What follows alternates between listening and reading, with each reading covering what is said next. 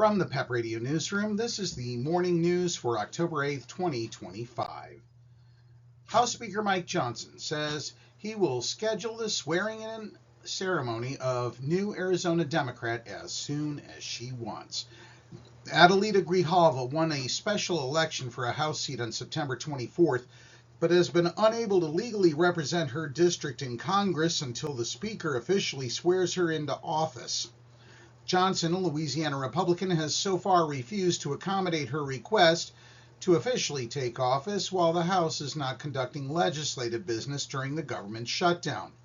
Johnson did not elaborate on what he meant Tuesday by saying he would swear her into office as soon as she wants.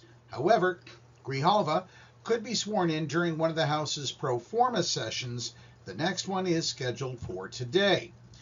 Once she officially takes office, Grijalva has said she will join a legislative maneuver to force a vote in the House on a bill that would require the Department of Justice to release the case files on the late financier Jeffrey Epstein.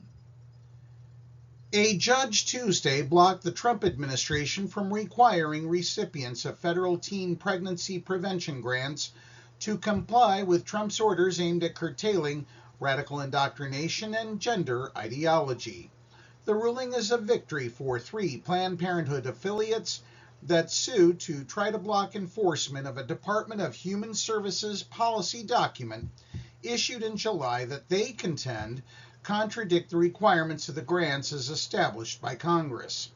U.S. District Judge Beryl Howell, an Obama appointee, blasted the administration's policy change in her written ruling, saying it was motivated solely by political concerns devoid of any considered process or analysis and ignorant of the statutory emphasis on evidence-based programming.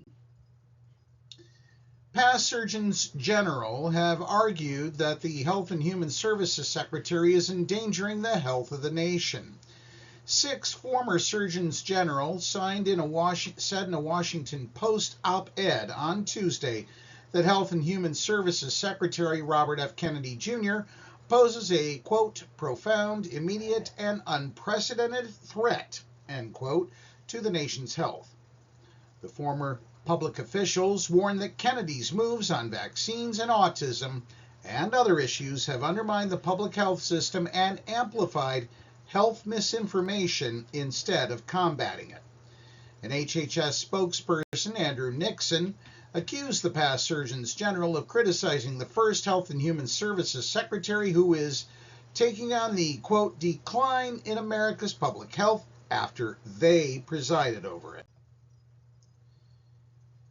Illinois Governor J.B. Pritzker said he believes that Trump's efforts to deploy National Guard troops to Chicago are about stopping people from voting in Democratic areas in next year's midterm elections. Speaking Tuesday in Minneapolis, Pritzker said he believes Trump's endgame is to have people get acclimated to having troops in major cities that generally vote Democratic.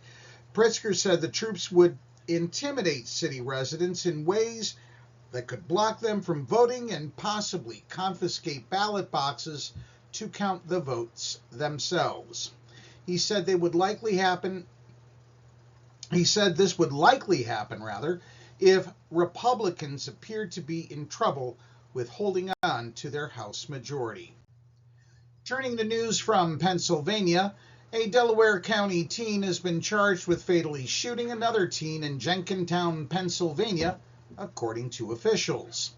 A 15-year-old girl from Delaware County was charged with murdering a 17-year-old in a shooting in Jenkintown, the Montgomery County District Attorney's Office announced on Tuesday. Precious Hamilton of Crumlin, Pennsylvania, was charged with third-degree murder, involuntary manslaughter, and other offenses in the fatal shooting of Basim Sevian Baker on Monday. Officials said Hamilton was charged as an adult and is set to be arraigned Tuesday at a preliminary hearing. At about 5 p.m. Monday, Abington Township Police responded to a 911 call for an unresponsive person inside a residence on the 100 block of York Road in Jenkintown. Officers arrived at the scene and found Baker dead with a gunshot wound to the head of the bedroom on the bedroom floor, officials said. that an autopsy by the Montgomery County Coroner's Office determined that the manner of death was consistent with a homicide.